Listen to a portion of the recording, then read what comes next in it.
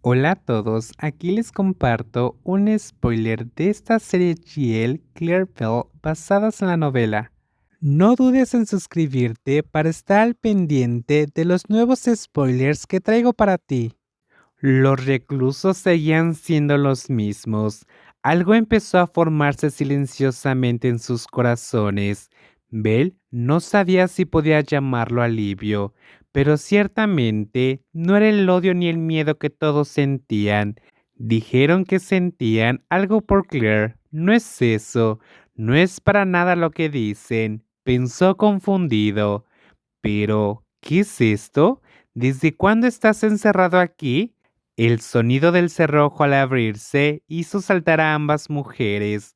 Antes de que el guardia gritara, al menos se ahorraron los gritos. Por suerte, durante la patrulla nocturna en el antiguo edificio, el guardia casi había seguido adelante sin darse cuenta, pero algo le llamó la atención. El candado en la puerta del baño, cerrada desde fuera antes de la hora reglamentaria. Nunca me hubiera imaginado encontrar dos reclusos encerrados dentro. Levántate, ¿no ves qué hora es? Ambas se levantaron y salieron del cubículo bajo la atenta mirada. Bell parpadeó con los ojos pesados con el sueño. Ni siquiera sabía cuándo se había quedado dormida.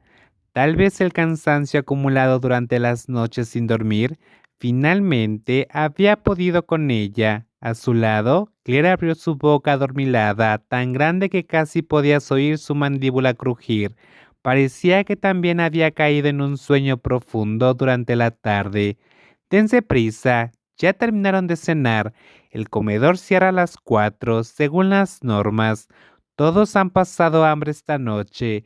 La voz del guardia resonó inflexiblemente, sin rastro de compasión, como un monje recitando preceptos. Ni siquiera el hecho de que los hubieran encerrado por accidente, el sistema se movió. Después de todo, no les correspondía a los carceleros otorgar privilegios especiales.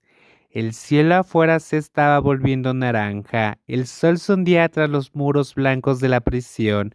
Las dos reclusas caminaron en fila de regreso a su cuartel, estrechamente vigiladas. Bell miró de lado a la amplia espalda de Claire frente a ella. No hubo intercambio de palabras, solo un torbellino de sentimientos no resueltos sobre ese inesperado comportamiento. No, ya no podía juzgar a Claire basándose en las historias de otras personas, pero ¿qué pasó hoy? Incluso después de recibir todo ese torrente emocional, lágrimas y todo, el temido prisionero de los crímenes graves no mostraron irritación ni molestia, solo cierta perplejidad ante esa vulnerabilidad inesperada. Ahí en ese momento, Bell plantó una convicción en su corazón. Claire no era la mala persona, todo el mundo la pintaba así. No era alguien a quien evitar, ni era la aterradora cifra que sugerían los chismes de la prisión. En el ritual posterior a la cena de la prisión, cuando los reclusas se dispersaban para tomar duchas comunitarias o recoger la mayoría de sus prendas del tendedero, se dirigieron a la sala de recreación. La televisión, controlada por la administración, transmitía telenovelas hasta el toque de queda. Belle estaba agradecida por llegar en el momento exacto en el que nadie notaría su entrada, evitándoles los inevitables interrogatorios sobre su paradero, excepto por Belle, ¿dónde has estado? Te he estado buscando por todas partes. Kau corrió hacia su amiga, agarrándola de los brazos mientras sus ojos recorrían cada centímetro de su cuerpo, buscando posibles lesiones. Convenientemente ignoró que Belle no había llegado sola. Te compré un poco de pan. Sabía que no había cenado. No te vi en la cafetería. Antes de que Belle pudiera responder, la chica más baja ya estaba empujando una hogaza de pan relleno de jamón y queso en sus manos, sacado mágicamente del bolsillo de su uniforme. Estábamos encerrados en el baño del edificio viejo. Alguien puso el candado. El exterior, explicó Belle brevemente, sin entrar en detalles sobre cómo pasaron esos días, horas interminables. Bell miró el generoso pan que tenía en las manos y de repente recordó, esa mujer alta de 1,70 metros, la mujer tampoco había comido nada desde el almuerzo, pero cuando se giró para buscar a Claire, que debería estar a solo unos pasos de distancia, su colega ya había desaparecido entre la multitud. Sentémonos, insistió Cow, llevándola hacia una de las filas de sillas dispuestas, como en una sala de cine precaria, todos frente al televisor. Mientras se acomodaban, Bell continuó, escudriñó los alrededores con el rabillo del ojo, sin encontrar rastro alguno de Claire. La idea de compartir pan se le atragantó. ¿Le habrían traído comida también?